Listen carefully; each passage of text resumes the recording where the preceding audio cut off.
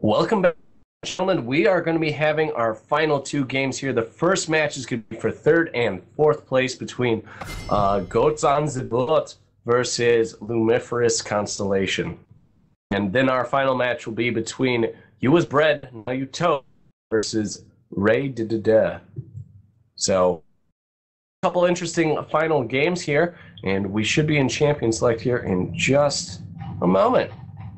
This Champion Select is cruising. All the bands are done. Viley, Sins, Yi, Yasua, Wukong, and the pick so far are Warwick, Morgana, Sivir. Okay, this was really fast. I'm sorry, guys. On the blue side, we have Morgana, Sivir, Orianna, Jin Zhao. And on the purple side, Evelynn, Thresh, LeBlanc, and Nocturne. So this is an exciting setup. Definitely sounds like a lot of AoE. Yeah, like they're having another ball delivery system on the blue side.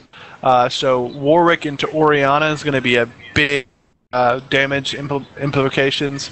With the Soul Shackles, Jin Zhao with the dive and the combo. This is going to be a big damage AoE blue side. Purple side is going to be a really big pick comp. Evan with the Cocoon, LeBlanc with the DFG and the double distortion, Nocturne, Ivan, Thresh. This is going to be a pick comp on one side and a fight comp on the other. Yeah, for sure. Elise is one of those very common right now. They did nerf some of her power that she used to have. She's fallen off a little bit in popularity, but she still is very strong with her ability to repel, get in fight, or mitigate a lot of damage, and then also her ganks can be so. Nidalee, team comp is actually going top, so that last game is playing Evelynn. Elise. This game we have the Nocturne going in the jungle, which. The Pharaoh Flare jungles that we've seen. We have Warwick going in the jungles with Pharaoh Flares. So yeah, for sure. And we are seeing that Jin Zhao. So that'll be interesting. Jin Zhao versus Elise at top lane. We'll see how that plays out. Jin Zhao does have a lot of sustain with his inherent heal from his W plus Thorin's Blade to start. And then Elise, on the other hand, she has potential with her Q, even in either spider form, she has a lot of bursting potential with her. So that's going to be one of our impact matchups. Jin Zhao is one of the most snowbally characters in the game. If he gets going early, that damage is going to be impossible to deal with. Whereas Evelynn, great for the Cocoon picks with Thresh and LeBlanc. I think that both teams showing a lot of synergy with their picks, but I think the stronger picks on this team are going to be on the blue side. Al, Orianna, and Warwick. Yeah, the Warwick Ori, like I mentioned before, is a very powerful ball delivery system, and if Morgana can follow it up with a nice Soul Shackles, it will definitely prove to be extremely devastating. And then you have that AoE comp that is extremely strong on Jin Zhao. Like, definitely Shyvana, she is also one of the queens of that ball delivery system form. So, very strong. Blue team, on the other hand, pick comps that you're talking about, LeBlanc, she's really fun to watch. LeBlanc player, because the jukes on her can be very... Yeah, if this LeBlanc plays something like that Zed last game played Zed, it's going to be a very game to watch with the distortions in, the double distortion out. Just trying to figure out where LeBlanc is one of the hardest things about playing LeBlanc, especially with the clones.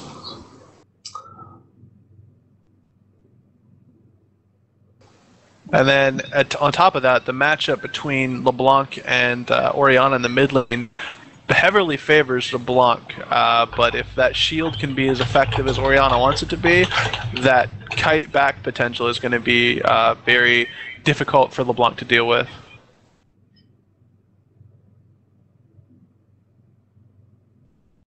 Sivir. Oh, Sivir. Okay.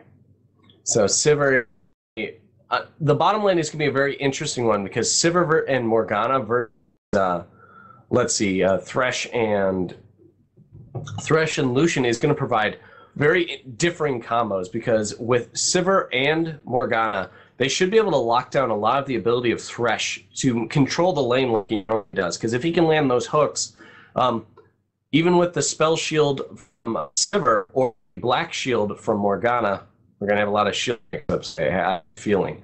Anyway, that will mitigate a lot of the lockdown that you normally see that a Thresh can put out. So we won't see the same effectiveness of the Thresh Lucian lane that is right now. The Thresh is one thing that Morgana is super strong against in lane, but Morgana's game is also a really strong pick against LeBlanc. LeBlanc is a really important thing, very difficult thing to do. The Ori shield and Morgana shield become a lot easier. A lot of that upfront burst that LeBlanc brings to the table.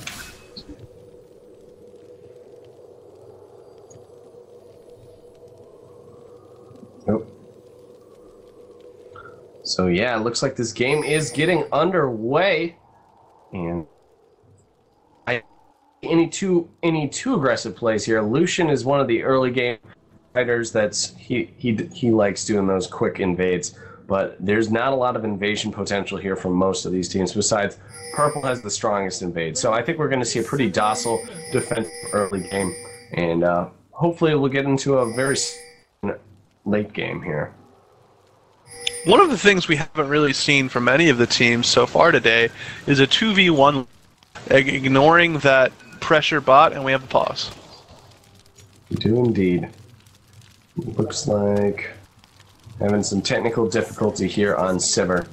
She wants to do a quick reset of her computer, and that's fine. And Riot actually did a very effective job of removing a lot of that one effect that you used to see by changing its interact, because now a lot of the turrets, they have a lot stronger. Its plane has that increased armor first 8 minutes, and mid lane also has a decently increased armor. So the only place where it's really advantageous to have those increased champions is that bottom lane. But I haven't seen it at all this tournament. It still happens every now and then, but we haven't seen it as much. Due to the ward trinket changes recently by Riot, a lot of the LCS teams have been doing that 2v1 early because they don't want that jungle pressure to come onto their bot lane. But with the addition of Feral Flare to the jungle, that's pretty much gone away because most junglers just want basic, I want to farm start instead of that early farm, let's go aggressive start. And so these different starts, these different changes are going really a long way to getting rid of that kind of unfun to watch 2v1 lane early. Indeed, because usually one person just gets forced out of lane or forced out of experience range, and then they just get forced to farm underneath the turret, which can be very miserable for whoever's in the solo versus the duo.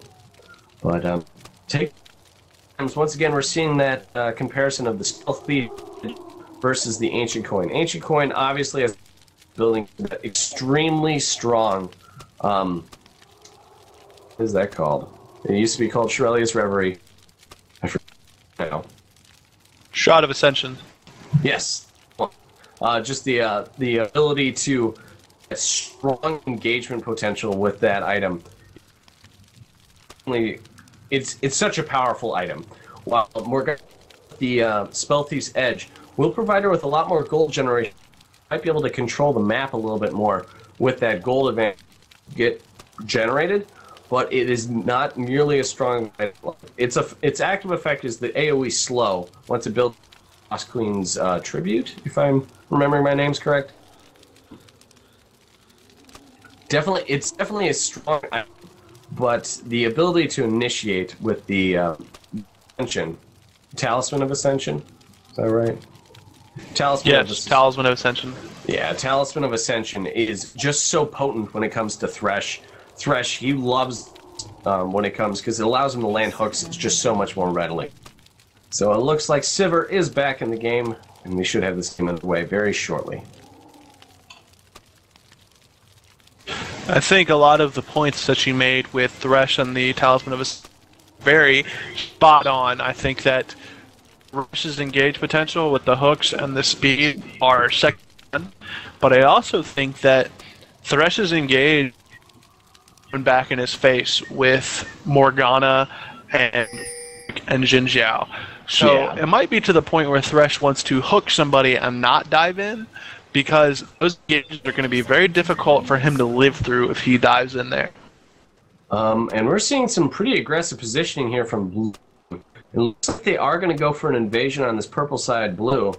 And purple team will have good vision of this just because of the fact of the way they're approaching. But I think it's going to be a bloodbath. We have Elise stayed up top, so this is going to be a 5v4 no matter what. But Jin Jiao looks like he's backing out, so this is just going to be a... Yeah, I think we're going to have a 4v4, and they're probably headed out right about... They are going to be aware of this. Lucian and Thresh are going to be forced back nearly immediately. Morgana misses the binding. That's actually huge. That's actually going to nullify that invasion. All that pressure was for nothing because Morgana missed that one binding. Yep. Yeah, that binding is key because keep in mind, Blue team, they really don't have strong level 1 fighters. Like, Sivir has really strong poke at level 1, just because she has her... But she doesn't have the same presence as, like, AD carries that have at level 1. Like, Ezreal, he can be a carry at level 1. Vayne can also be extremely scary at level 1. But Sivir, she just has raw damage. If she hits it, it's great. But Morgana was definitely their strongest attribute in a level 1 invade. And that would have been gone a long way to Nocturne, because he takes a long time to scale up anyway. He's not even be useful until level 6. Yeah. So the fact that they didn't get that invade off kind of hurts them in the end, because Warwick's a little behind and Nocturne in the jungle. You see Nocturne going over and taking red now. Warwick's still on Wraith. Yep. But Warwick also... Nocturne did skip those races, so he didn't get some advantage. Warwick looks like he's playing the slower game, but with that blue buff, he should be able to farm just a little bit faster. Going on to mid lane, nothing too exciting, but a little poking fest. That's to be expected when you have an Ori versus a... But, see, the game is a farm. I think they're all waiting until about level 6, and then I think we'll get all sorts of action to go across. Right there with the LeBlanc against the Ori. Ori's actually maxing her shield first, which is what most Orianas do against LeBlanc, because as soon as LeBlanc dives in, before they can get that silence off, she's just going to shield her all that damage, run LeBlanc out of mana, and just all attack her to death on the way back. It's a very good play by Orianna. It looks like Sivir and Morgana are trying to abuse their shield advantage and quickly to mitigate a lot of the spell damage and effect by pushing the lane here a little bit. So definitely trying to abuse those early game mechanics that they do have until Lucian is a little bit stronger at that late game, and they might be able to lock down the targets just more. Good landing of that Soul Shackle onto Orianna by LeBlanc, giving a little bit more damage, because most of that distortion damage like to do early was mitigated again by that great Orianna. Bottom lane's some pretty strong here, but Morgana still hasn't thrown out the binding. Thresh actually lands the hook. Morgana's going to be brought to about 200 health, and I think she might come out first blood. Lucian flashes to keep up with her, but he is where that Sivir might not... Oh man, I'm very good at anti-damage with that flay. He managed to mitigate a lot of the damage there, but I think actually Sivir had a misclick and actually auto-attacked the did some of the damage that she done anyway. So if it was intentional. Yeah, a lot of what happened there was like a little bit of misclicks, a little bit of mistakes. Morgana got trapped up by Thresh, and then the damage just wasn't there. Should have been. With Flay on Morgana and the Q Morgana, that Lucian should have been able to do enough damage for that kill. Very surprising and very confusing that that kill wasn't picked up. Yep. Nocturne did come down there for a gank and landed a clutch block of Black Shield to mitigate the pull there from Thresh. And both people managed to get out of there alive. Blood up at top lane. Looks like she just did a very solid dive there for Elise. And that's that burst potential that I was talking about. That was a great play. Elise just repelled onto the Zhao, ignited, and then just walked away casually. Yep, that's Elise. She has that massive burst potential. First she hits you in human form, and then she goes to spider form to finish you off, and then repels. Or she has so much a versatile kit that it's very difficult to play around her sometimes. Ahead. Top lane Elise, I don't really see it very often, but it's still a very strong pickup. She has great CSing ability because she can do an AoE with her spider. She has a ranged auto attack, but she can also go melee to heal up. She has a very versatile ability to create things for herself, and she's also very difficult to shut down. And LeBlanc looks like she is going to go. Oh, no, man, just barely stay alive. Taking some big damage there from Orianna, and the Ignite almost brought her down, but she manages to... But she is sticking around. I think she wants to go for the Assassinate, hoping that she can dodge these balls. But it looks like Nocturne's also going to be here. Bottom lane, a little engaged going on, but this mid lane is where the action's going to happen. LeBlanc is looking for it. There's the engage. Ori misses the ability to... And Nocturne is going to be able to clean up. So nice play there by those two. Yeah, a little bit of overplay by Orianna. Didn't have that warded, didn't cheat enough to the other side.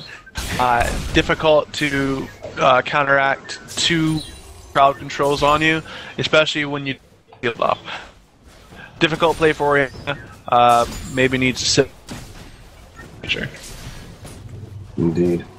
But going back to that Elise top lane, one of the main downsides that she does have is she can't really mid lane. We got a gank going on there. LeBlanc goes down to the Warwick ultimate, so well played there by Warwick. Oh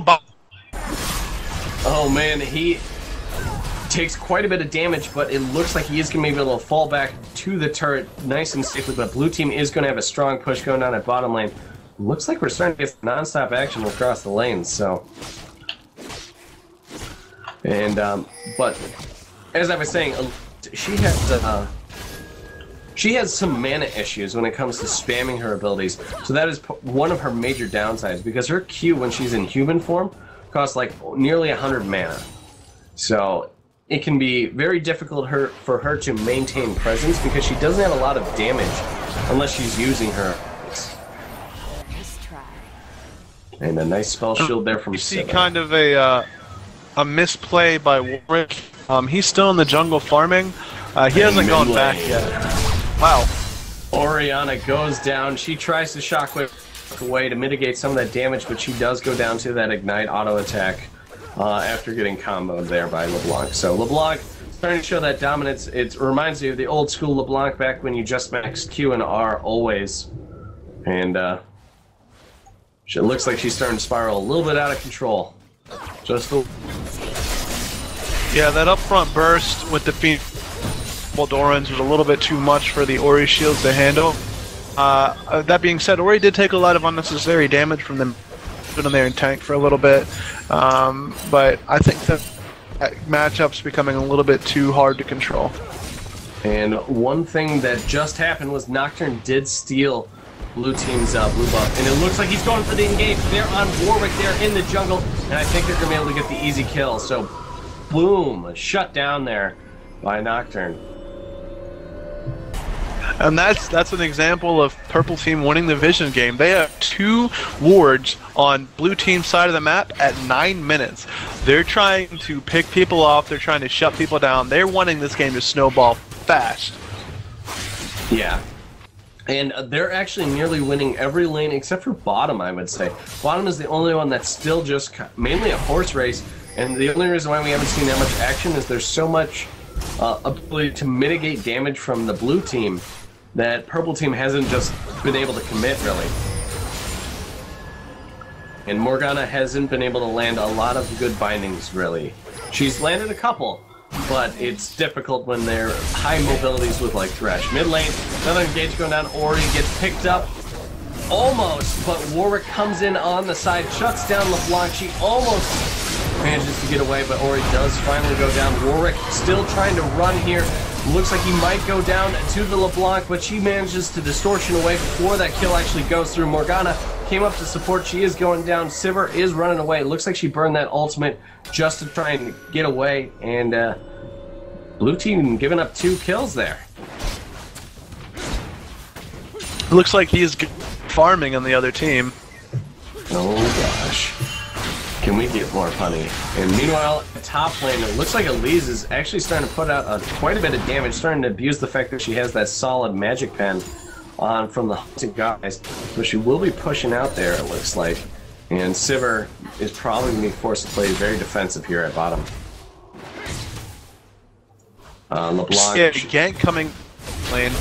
Oh man, there's the cocoon. Big damage coming from LeBlanc. And, oh, it looks like a little miscommunication. A nice ultimate from Xin actually forces her to take unnecessary turret hits, but it didn't really amount to anything, and Purple Team picks up the kill. This LeBlanc is making some things happen right now. She's roaming around, creating an amount of map pressure that Orianna, as a champion, just can't match. Orianna is a very oriented champion, can't really do much beyond farm and get to that ball delivery point of the game. Nocturne duking it out with Orianna here. She does burn the ultimate and picks up the kill. Nocturne, I thought he had it there with that red buff, but finally that command shockwave into distance was just enough damage that Ori needed to get that kill. So well played there by Orianna. Very well played by Orianna. Very well played. I think Nocturne overextended just a little bit, didn't have much backup. Typically as a jungler you don't carry straight up, but I think Nocturne thought he turned it around very nicely. And that might be enough to bring Orianna back into this game, because she did give up 3 kills here. Well, at bottom lane, Thresh burns the box. Tons of damage going down. Morgana gets picked up there by a couple auto attacks from Lucian, and Sivir is brought incredibly low. It looks like LeBlanc is going to be able to get the kill here. She's coming around the back. Let's see if she can do the damage. Keep in mind, she still has her spell shield. She mitigates some damage, but Ignite goes down, and LeBlanc picks up the kill. LeBlanc on a rampage, and that's really bad. New side, letting that big of a hyper carry get on like this is not good for your team's health. Have a late game oriented comp with a ball delivery system. You need to back off, get some vision, and wait till late game. And there's a lot of things happen that shouldn't be happening. Yeah. Getting a LeBlanc this fed means that once she gets maybe one more item, because right now she only has Sork Shoes and Phoenix Codex. If she gets a substantial item like a Deathfire or a Rabadon's Death Cap, she is going to be targets. Like, they're just going to explode. And we talked about how Orianna and Morgana can make the LeBlanc damage. If they let her get this fed, enough damage for them to mitigate, they're just going to melt. They're not going to have the opportunity to mitigate that damage. Yeah, because once LeBlanc gets that Deathfire Grasp, she can blow up somebori before you even know what happens. And it's pretty devastating. Nice engage going on here at top. Elise tries to repel away and actually flash dodges the Orianna's command pull, but she is going to go down just due to that red buff on Orianna, followed up by the knockup from Xin Zhao. So that was a great play by blue side. I feel like the Ori ult would have been helpful if it had hit, but the flash was a good play. The fact that Elise almost got away was kind of rather here nor there. The power play by the fact that they had seen Nocturne back, so they knew that there was no jungle pressure coming, was a great understanding of map pressure and understanding where they can make a play. Indeed, and LeBlanc is still applying massive pressure through that mid lane, keeping that lane pushed, and with that blue buff, she's going to be able to go all over the map. Bottom lane, looks like they are going for something, going down there on the team, big damage, but blue team should be able to disengage, especially with Sivir burning her ultimate like that.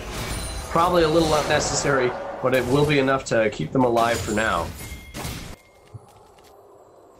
Yeah, that's going to be big. Sivir's ultimate has a pretty big cooldown early in the game, with the Thresh ult being up and the Lucian's ult cooldown being like, 5 seconds. If they want to play very aggressive, LeBlanc catches Warwick and just melts him, and that's what I'm talking about with that Deathfire Grasp. He got blown up before her. I can't even make a comment of direction before this LeBlanc just takes someone out. This is a fully fed, highly skilled LeBlanc. She knows what she's doing, knows the limitations of her champion. Meanwhile, bottom lane, Morgana goes for the engage there by Flash, burning the Soul Shackles. Manages to engage with a flash from Thresh, and then a relentless assault from Lucian. So, nice disengage. But oh my god, Morgana getting destroyed by LeBlanc. Nocturne picks up the kill. Zin trying to do what he can here, but we'll see if he can pick up the kill. But Thresh picks up the one. LeBlanc still chasing, and down goes Orianna. That was an ace, effectively.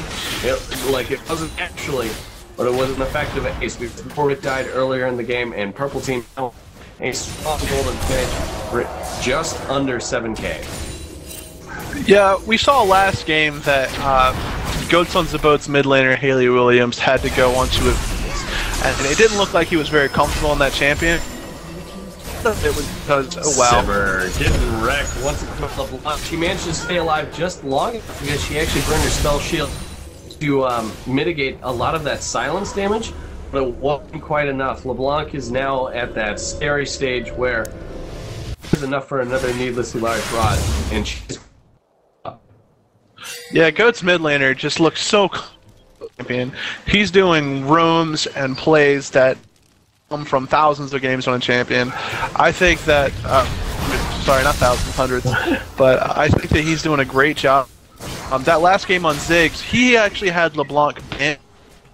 Would have been interesting to see how much more effective he would have been if he had LeBlanc rather than Ziggs. For sure. Blue team looks like they're trying to here. They don't realize that LeBlanc is just around the corner, and this easy kills here. There's the vision. Nocturne coming around the side as well. LeBlanc deciding not to actually go in on this. She's thinking about it, though. She's still thinking about it. Zinza. Oh, she's poised. She smells it. And she drops a ward there, and we gotta be careful. Warwick going to the initiate, doing some big damage. Double distortion forced from LeBlanc. Big damage going down. Morgana drops the Soul Shackles. She is gonna get the binding. There's an Oriole Flint, but it only manages to land against one. Blue team taking big damage, and LeBlanc actually manages to come back in, help clean up some kills here, and here's going to be an ace for Purple Team. Let's see what said of that. Those were some amazing individual mechanics coming. Purple Team. That Warwick ult into the Orianna ult hit 3 people, but the key target they wanted to get rid of, LeBlanc, out, was able to poke from the side until her combo came back up, and she took someone down immediately. That was great playing. Lucian stayed on the outside perfect, Orb walked the entire time. The team looks really on right now. Yeah, it's definitely proving to be exciting to this Purple Team. Lucian, he does have that zeal over the Sivir, which doesn't seem like much, but once you have that Bloodthirster, that's actually a pretty substantial damage increase. Just because that increased attack speed means you're getting those big auto attacks off a lot sooner.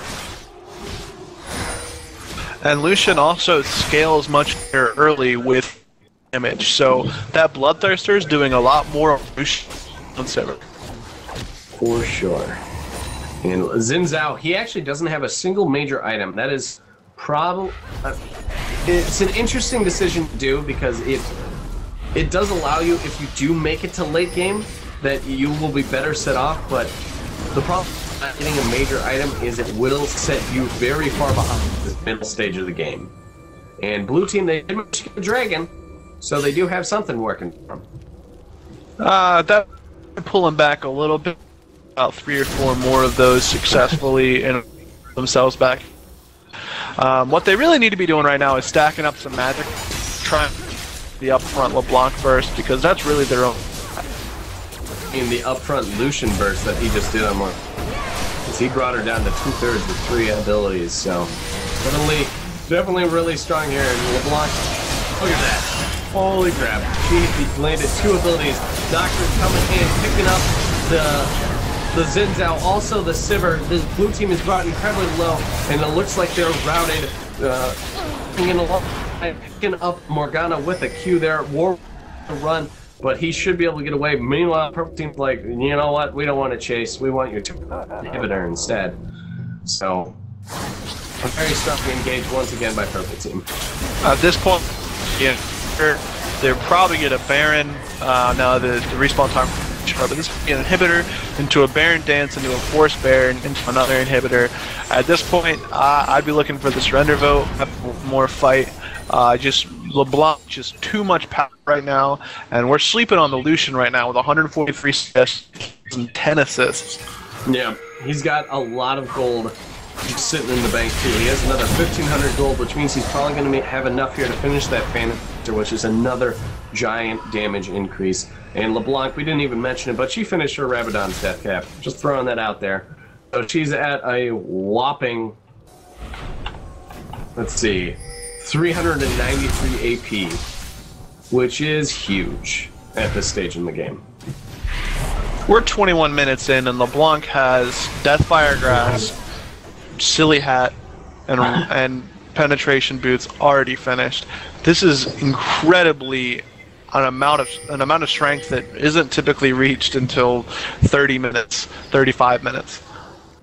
And it looks like the tournament has indeed begun. Purple team has conceded the Baron grounds immediately, just so that they can allow Blue team to take a little bit of damage there by actually aggravating Baron and then letting him auto attack a little bit. Blue team actually headed back, and this might be time to strike. Fresh lands a big hook. Oh wow! Out. Down he goes. Blue team is now on the run. Nocturne still has his ultimate, but I don't think he even needs to use it quite yet. He did burn his fear there. There goes. Let's see. I think he's going to try and chase it down. There's the ultimate. Catches up to Sivir. Fear goes down. The spell shield once again mitigated, but we have a legendary LeBlanc, ladies and gentlemen. She is just rampaging through. Meanwhile, at bottom lane, Lucian takes out the bottom turret. They're pushing out. They're going to get a second inhib here. Looks like Purple team just having such a strong advantage. Little bad manners going on there with a dancing Elise there in the middle of the enemy base, but you know, it happens. The intelligence of this game plan by goats on the boat, multiple goats, one boat, is just incredible. They she barely got away. She managed to get locked down by Warwick and then dump this person out yet again and barely make it out. So Blue did pick up a kill there and forced Purple team's assault away, but not quite enough. They did get the second inhibitor. They forced him away for a little bit, but they're down. They have a Baron, or they don't have a Baron buff, but Baron's up. They're probably going to steamroll top lane. This Lucian, this team comp is so intelligent, it's so well put out. Blue team went straight for Baron, and instead of dancing around Baron, Purple team sent two split pushers. They sent on bot to push 2 towers. They sent they got 3 towers and inhibited the Baron out of 1 exchange. That play, that was well thought out. That was beyond levels of thinking. This Purple team is on fire right now.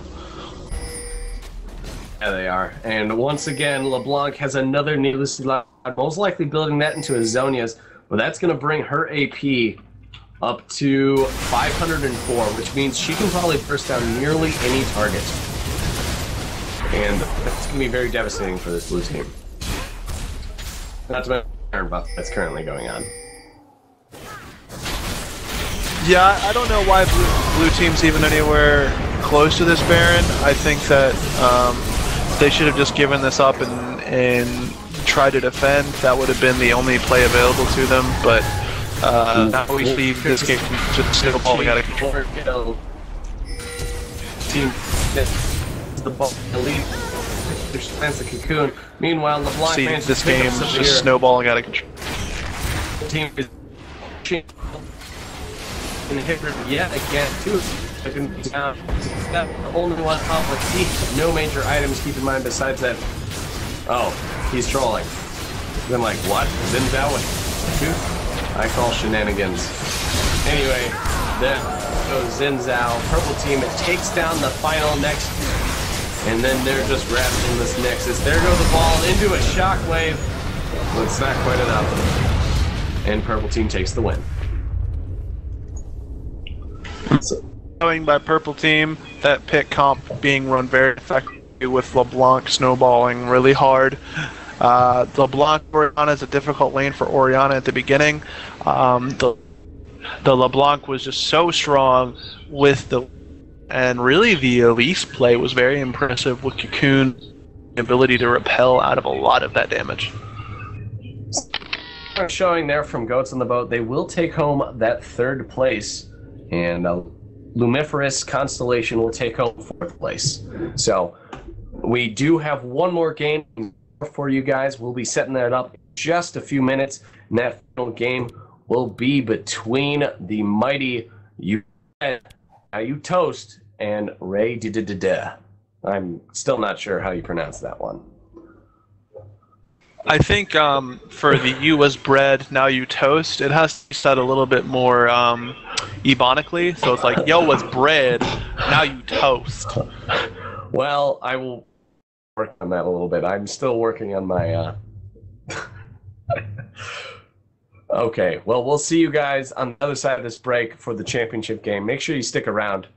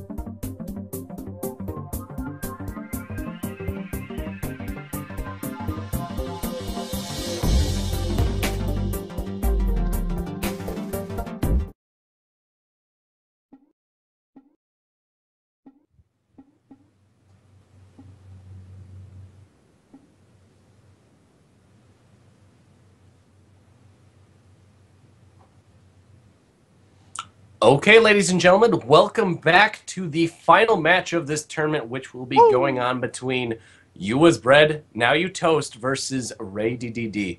We just watched the third and fourth place game versus Lumiferous Constellation and Goats on the Boat. And Goats.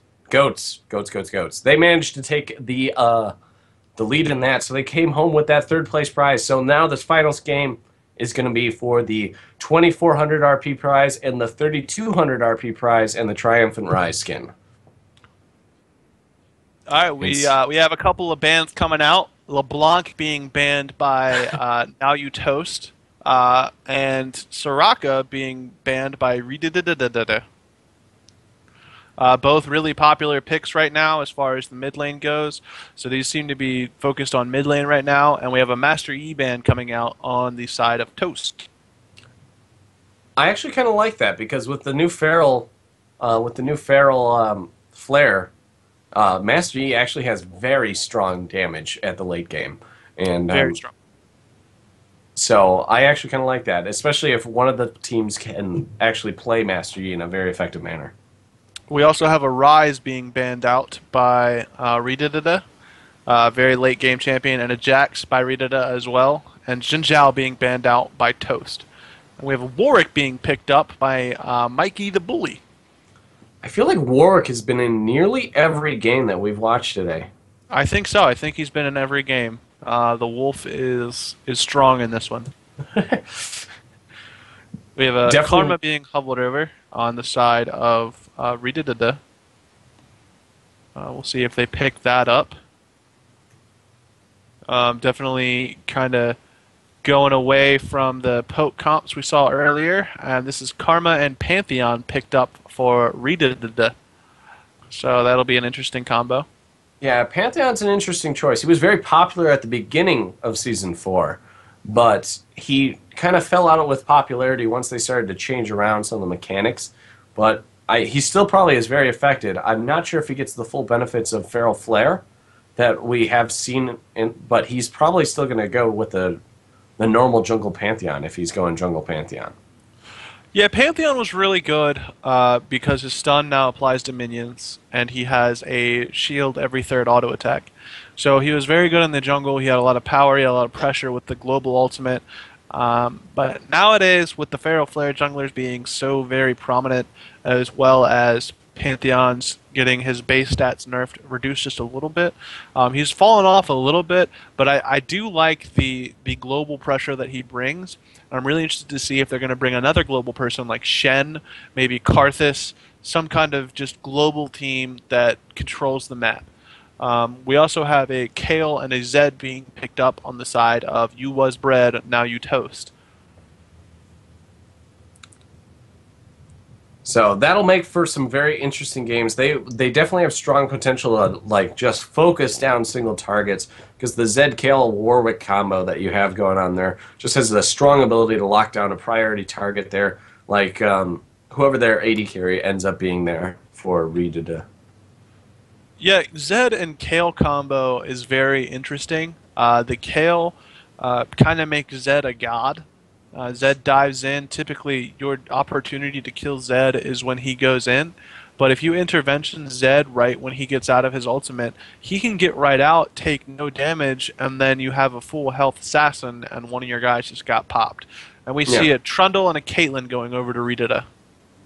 Trundle and Caitlyn. Trundle, he's been a very strong popular pick there up at the top lane just because he has very strong sustain with his passive, and he has the ability to mitigate a ton of damage with the bite. The bite just stealing that once it gets towards those max rages, those max points, it's like a full BF sword. So it's definitely a very strong ability.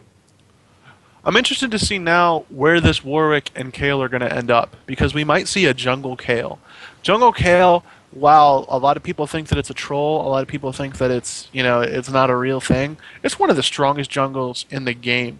The ability power ratio on Kayle with the utility added from her W makes her able to get around the map a lot faster than other junglers, especially ones like Pantheon.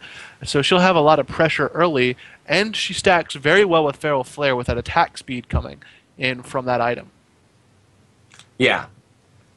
So she also has that ability. Her ganks can be actually very potent if she can get in them and land a Q, because her Q is a very powerful slow, and her ability to heal and speed up another champion. So, like, say they have like a Thresh or something in the bottom lane that has a substantial amount of CC, or like a Leona. Sometimes that speed up is all you need to lock down that target. So then Kayle, once she gets on that target, she dishes out a lot of damage because she just shreds armor and MR. It's what she's good at. Yeah, with this lockdown coming from Warwick and this massive amount of AoE and pick combo coming from Kayle and Zed, plus the ultimate from Zyra that's going to lock down their entire team, and I mean obviously the bully potential from Lucian, this is going to be an interesting combo to watch just on the basis of their team comp. They have a very pick-oriented comp like we saw the last time with Elise and Thresh and Zed or LeBlanc, excuse me. And on the other side, we have a very comp that doesn't really have its own identity. It has a lot of very good pieces, but they don't fit in synergizing as well as the blue side's comp from Toast. Yeah, they definitely have some of the stronger picks that are very popular right now. Like Karma's support is one of the more popular supports right now, just because she has strong poke. She has a strong shield that also provides movement tech, and then whenever you use her ultimate, it magnifies the effects of one of her abilities. Like either her Q gets the double hit, the shield becomes AoE, or the W actually heals her. So she has a lot of options. That is one of the benefits. And when you're playing against an aggressive lane, she's very good. But we'll see how that goes. Because Zyra, she's also a kind of a defensive, aggressive support. She likes to...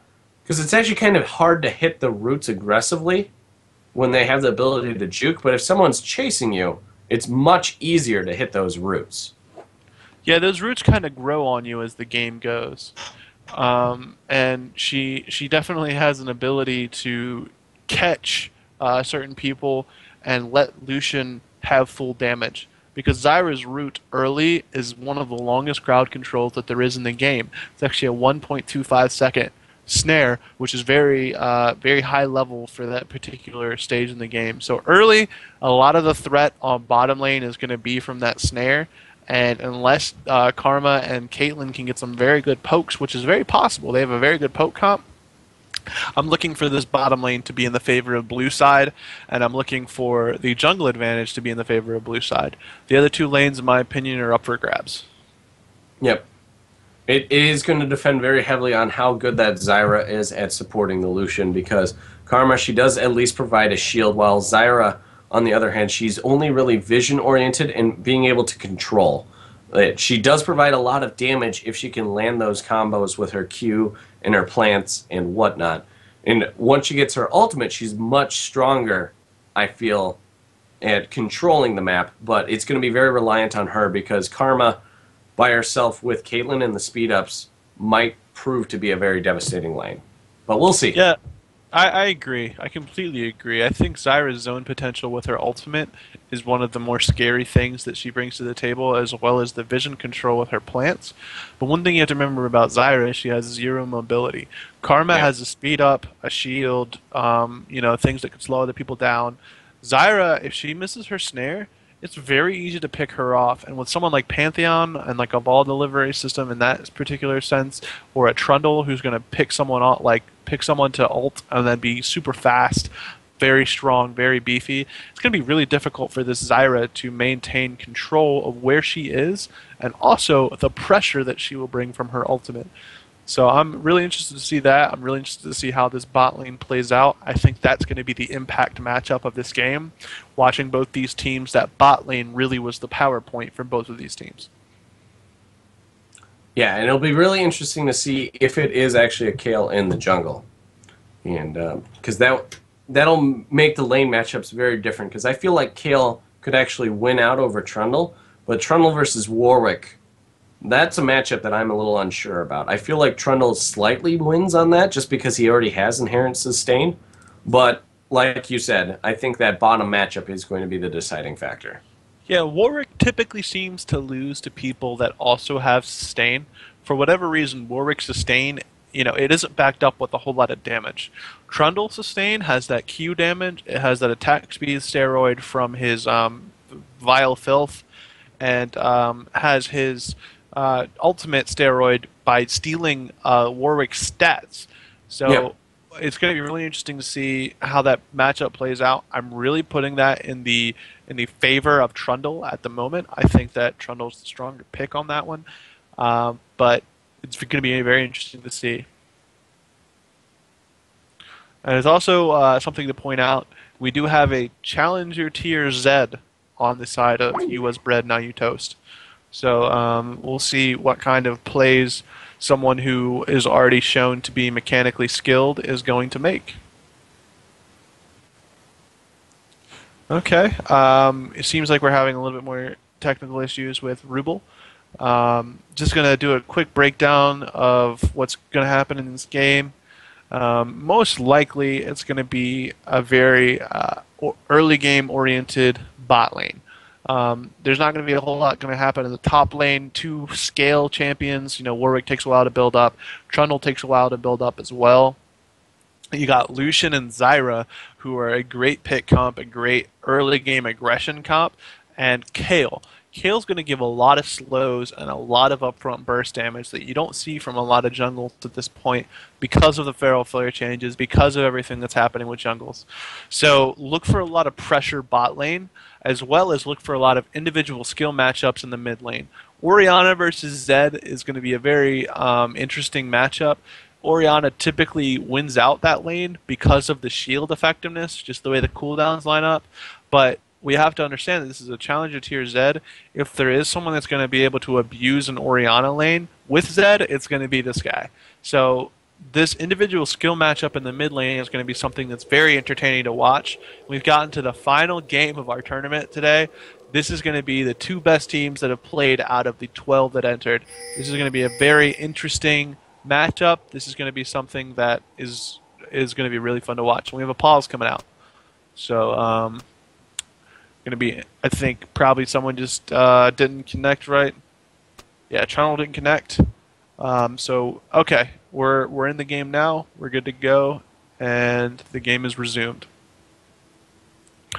Interesting thing to point out for any of our viewers that are newer to the game, or anyone that wants some interesting strategical aspects of the game.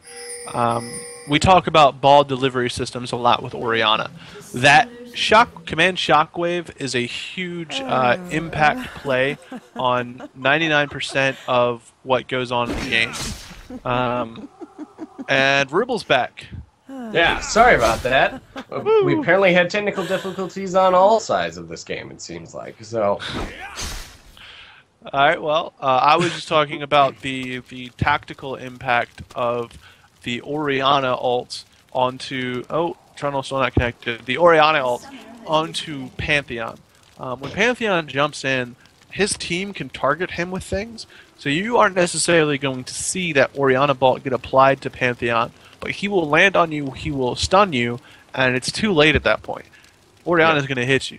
So as soon as your team can see the circle of Pantheon on the ground, Orianna is able to put that ball onto Pantheon, kind of sneak attacking onto that gank.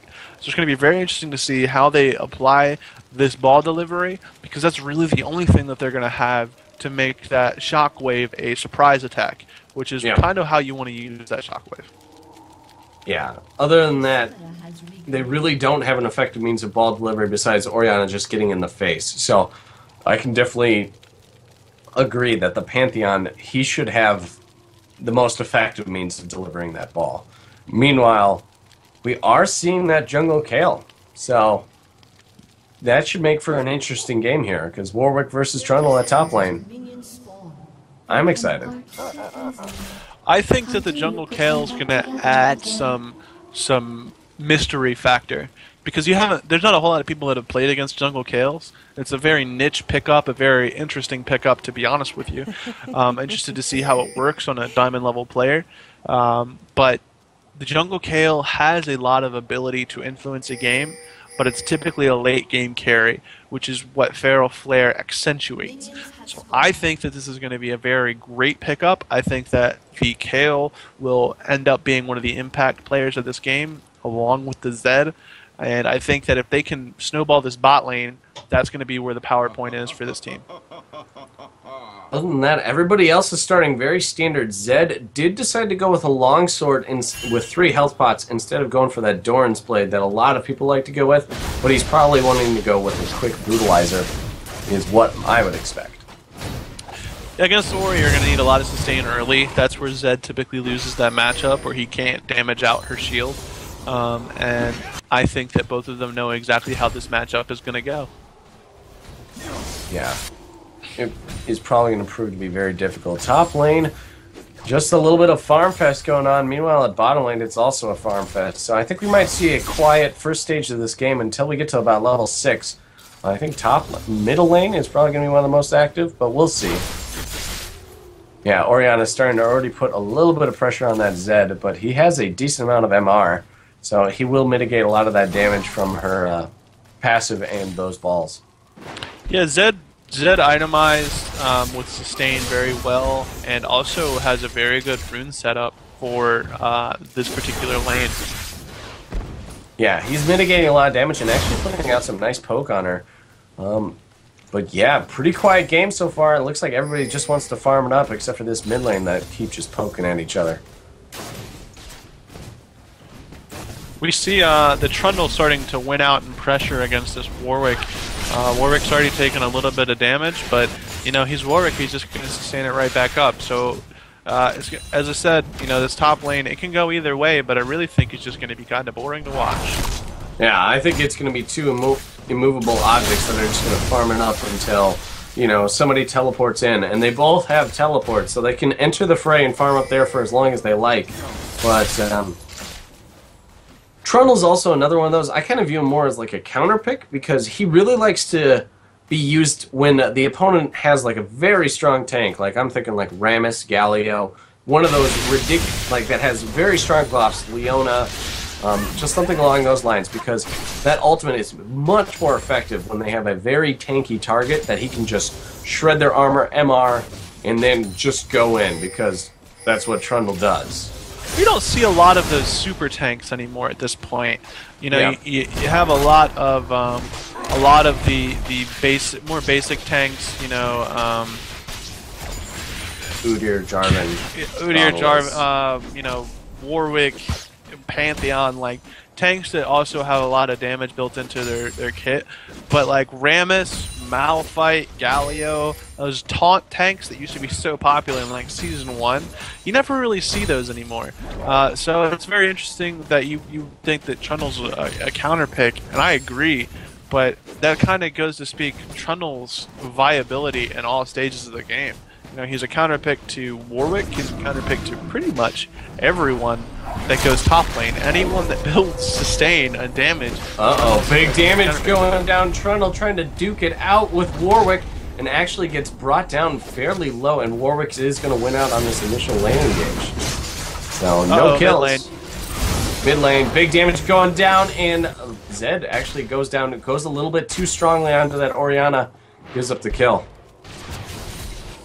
But it looked like a nice gank there from Pantheon. Yeah, it was a nice gank. Zed got kind of caught with his pants down a little bit because he had used his Living Shadow earlier to put some harass onto Orianna, and he doesn't have his flash up, he doesn't have his flash up, so he wasn't able to escape that damage. Meanwhile, at bottom lane, the poke is still going on, but Karma is actually providing a lot of shield for this Caitlyn, and she's able to keep that Caitlyn at nearly full while Karma's still just poking away at this Lucian. So Lucian's been a little hesitant to fully commit to these engages that we've been seeing so far. Just a lot of farming going on right now. Not much to, you know, strategically talk about. It is very interesting that the high level Zed let himself get caught out that early by you know, a Feral Flare type jungle situation. Oh, we see some action down here in bot. Yeah, Caitlyn taking some big damage, but once again, that Lucian is low enough where he gets forced back, but Zyra's actually proving her mettle here, putting out enough damage to force that Caitlyn into a defensive state as well. Meanwhile, at top lane, Pantheon looked like he went for a gank here on the Warwick, but it seems like it's not going to do very much. Yeah, Warwick doesn't really care about early ganks. You know, he's going to sustain. He's going to be fine. He has plenty of life. One of the hardest people to pull a gank off. Kale's coming in for a gank on bottom, and Karma managed to land some nice big damage there on Lucian, who is brought to just under 100 health. He has healed up quite a bit from it now, but definitely a little scary position there for him. And it looks like Kale's going to play a little bit aggressively in the jungle here, try and find a blue buff, but unable to do so. Down. This is going to be iffy for Kale. This is going to be a lot of chance. I don't know if she can get out of this before Pantheon and that bot lane reacts. That was fast enough. Bottom lane was not ready to react to it, and Orianna, she might be able to get the shockwave here. Pulls her in, but there's the intervention. Might be enough to keep her alive. There's the heal, there's the flash, and it should be enough to get her away. And flash for a blue buff. And shockwave ultimate. Zed going in, also doing some big damage. There goes the ultimate, but the shield, the Aegis of the whatnot, managed to do a very good job of mitigating that damage enough to keep Pantheon alive. Yeah, that was a very strategically awkward move from Kale. I feel like a lot of what people would expect is to have that river brush warded. So the fact that she walked from the tri-bush through the river to Pantheon's blue was questionable, because you can see that. You automatically know, hey, they're going to have this warded, we probably shouldn't path this way. And she kind of sold it out, showed them what she was doing, so that they were able to react on that long, you know, round of nothing happened. Yeah, purple team actually has a surprising lack of vision on the board right now. Blue team has wards fairly consistently around the dragon and bottom. And right now, purple team just has that bottom bush by the river warded, and that's about it. So because of that, blue team got a free dragon there. Yeah, the vision control, while it isn't astronomical for blue team, I mean, they both have wards, one ward on the map, but it is at a more critical location. It's right by that dragon, where the purple is just at the river. So you knew where a couple people were, you knew where the team was, because you made them back. They went straight for the dragon, free dragon pickup. Yep, but this is still anyone's game. There has only been one kill so far, and we're 9 minutes in. And we did get that dragon as well, but it's still been fairly uneventful. So blue team is starting to get a little bit more vision control on the map, while purple team is still, it looks like they're trying to maintain that vision control just on that southern side of the map. Meanwhile, big damage coming out from Zyra. Oh, the Pantheon ultimate. Yeah, comes down in, but Pantheon doesn't quite connect that with the rest of blue team, and unable to really do too much damage. And we'll see if they decide to go with the tower dive. Caitlyn is incredibly low, so I don't think it's necessarily the most strategic decision, but purple team, I don't know, maybe they're going to dance around here. Pantheon, he looks like he wants to bite something. Well, maybe it was just that pink ward. Yeah, this Pantheon, I think, understands that his power spike is now. It's going to take a little bit longer for that Kale to build up to that Feral Flare level, and he's already got his Spirit of the Ancient, Spirit of the Elder Lizard. So he has the power over Kale at the moment, and he needs to make it happen, where Kale is just going to farm, and at the late game, Kale's going to be much more effective than Pantheon. Warwick getting the ultimate drop at mid. Zed burning his ultimate as well, picks up the easy kill, but Orianna managed to drop a nice ultimate that kept blue team together, and Zed gets picked up by the teleporting Trundle, and purple team gets forced back. Trundle goes down to that Kale, who has massive sustained damage. Meanwhile, at bottom lane, there was a double kill, probably as a result of a nice root there from Zyra, followed up by a nice engage by the Lucian, because it looks like he did burn his culling there. Yeah, Lucian played really well there. The orb walk was amazing. A lot of the damage was put up front. Karma and Caitlyn got caught in the Zyra ultimate into a snare, so the culling plus that combo was very, very good as far as putting out early game damage, and you see they get rewarded with a turret. Indeed. So that's going to bring the gold advantage about 2K in blue team's favor. But like I said, this is still anyone's game. Both teams are still very even.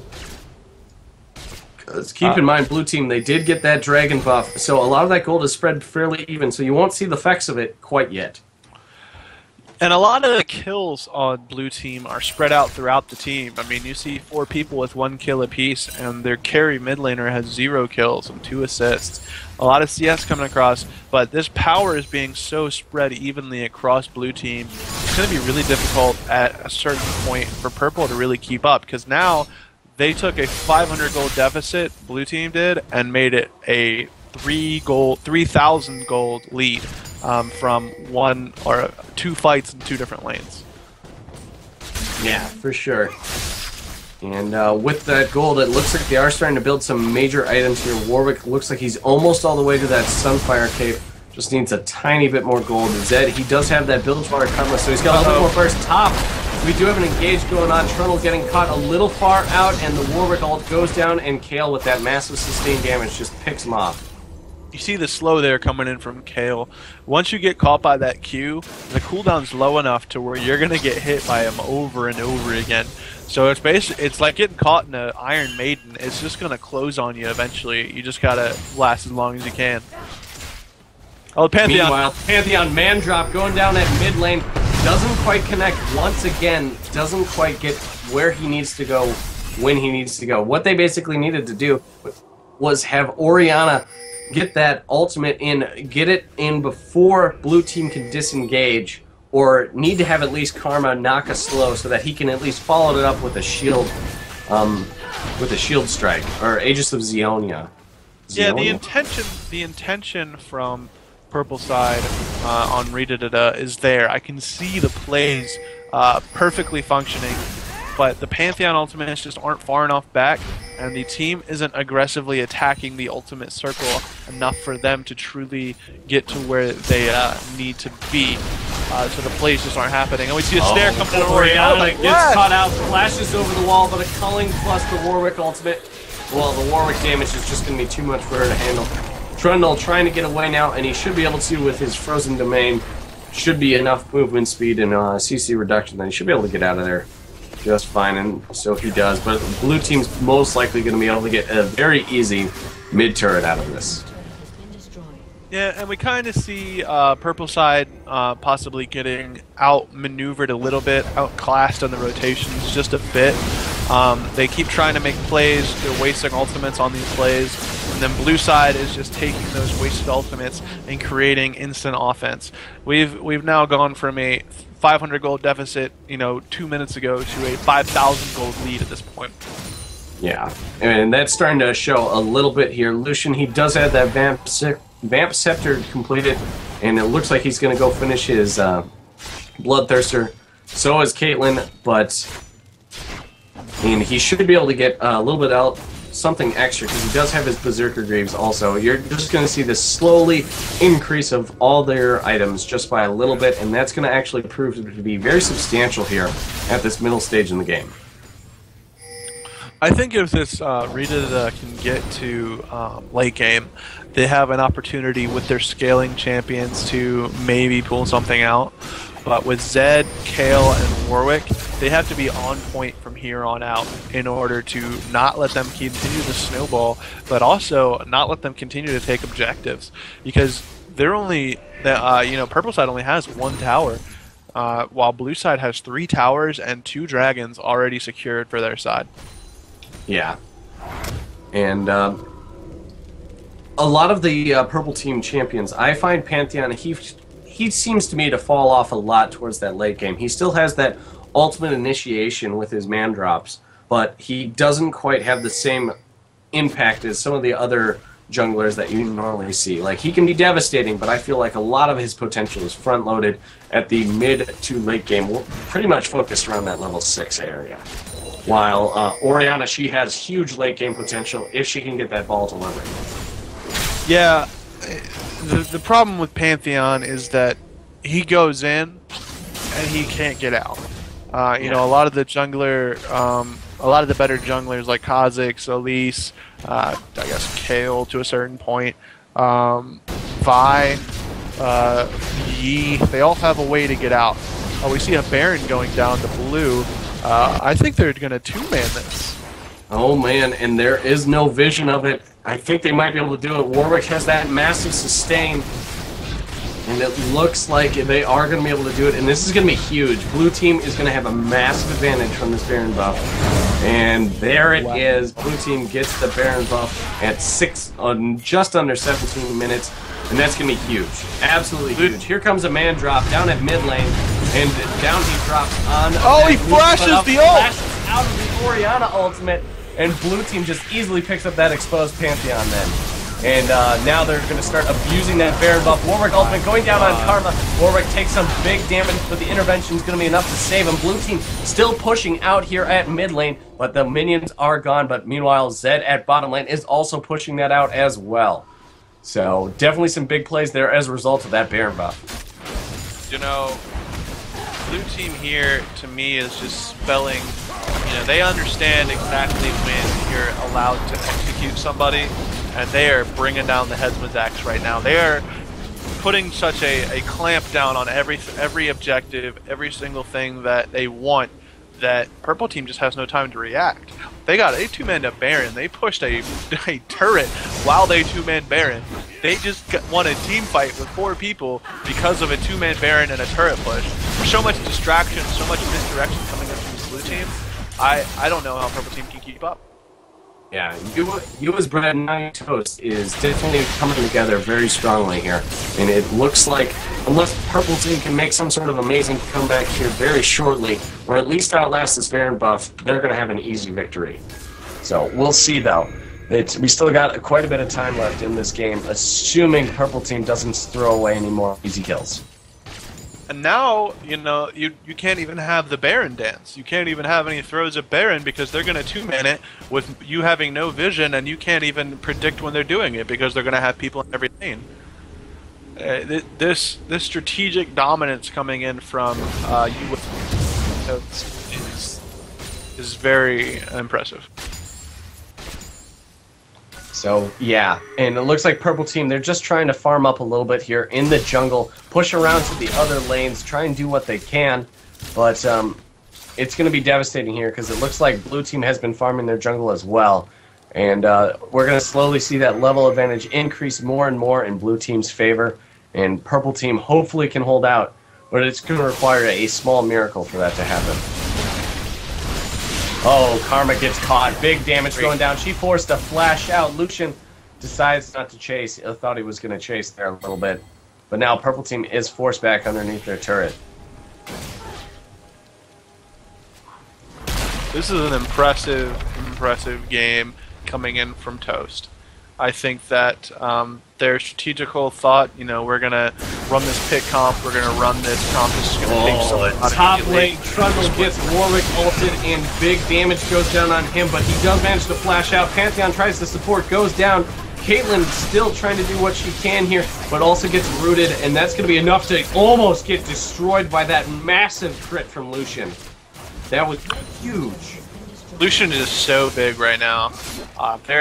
Their bot lane has snowballed this game for them massively. Zyra's snares and ability to lock down the enemy team, plus Warwick ult, is just creating a hazard that, you know, Redada cannot avoid. And there is 3 turrets down. All 3 inhibitors are exposed now, and that is going to spell probably the ultimate doom here for this Purple Team. Just because this is a triple push. Yeah. You very rarely see an effective triple push, but that gold advantage is starting to become so substantial where their coordination is just so perfected where Blue Team is just dominating right now. And down goes the first inhibitor, down goes the second one here very shortly, and it's going to be rough. They can't even do anything. They can't even decide what lane they want to kill. There's no victory. There's no ability for them to even think. Toast is just suffocating them completely here. Yeah, and there's just no time for them to catch their breath either. Blue team realizes that they have such a strong advantage that they're just going to keep pushing it. They're going to get this third inhib down, and that's going to be huge because purple team is still only level 2. There's the Orianna Shockwave. Manages to be enough to pick up Warwick, but Zed comes in, doing big damage, going to be enough to pick up Karma, and Orianna manages to pick him up as well, forces out the Lucian as well. Lucian goes down, though, to a beautiful Ice Shard there from Zyra, and we'll see if they can chase down Lucian or Zyra here. Zyra taking kind of the dangerous route. Orianna is going to try and head him off, but Lucian might have enough sustain to do this. They are still on the prowl. Zyra realizes that she's there. There goes the ball, and not quite enough. Purple Kale's coming in. Kale's coming in. Kale's coming in the back, and we'll see. Orianna realizes, she's like, oh, I almost can get this kill. There's the culling from Lucian. Not quite in range, and Kale is coming. There's the distance going to be to slow her down. I don't think she's going to be able to chase her down. No. It would be bold. It would be extremely bold. Oh, Warwick coming in, bringing down Karma very low, and it might be enough. Kale comes in, just does a couple swift auto attacks, brings down that kill. Pantheon going down. Oh my gosh, Caitlyn still running, and I think purple team's got their backs to the rope. And Kale actually taking out Trundle almost in there, but gets enough time to bring down both next turrets. Caitlyn coming in on Lucian, might be enough to bring down the kill. Warwick trying to do what he can here. Trundle trying to stop him, and actually takes down, but we gotta remember, we have all 3 inhibitors down, which means the minions take it. Well, that was the game, guys. That was the championship game. And you was bread, now you are toast, are the victors. That was an impressive, suffocating performance from Toast. There was no chance for any counterplay. There was no chance for even an ability to come back there. That was quite impressive. Yeah, that was just raw show of dominance. We've seen constantly throughout the day, pretty much the team with Warwick is winning. I don't know what it is about Warwick, but I'm pretty sure he's 4-0 in our stream today. I think it's those flash initiates. It's always been a potent ability, and Warwick fell off in popularity for a long time there. But those initiates, man, they hurt. I'm interested to say, I am intrigued. I am proud to say that Warwick is back. I'm sad to say that there was no Earth the Manatee in this particular game. Okay, so we are going to cut to one more break. If you guys stick around, you guys can see us interview the championship team here. So stick around. You might learn a little bit of something. And we'll see you guys on the other side of this break.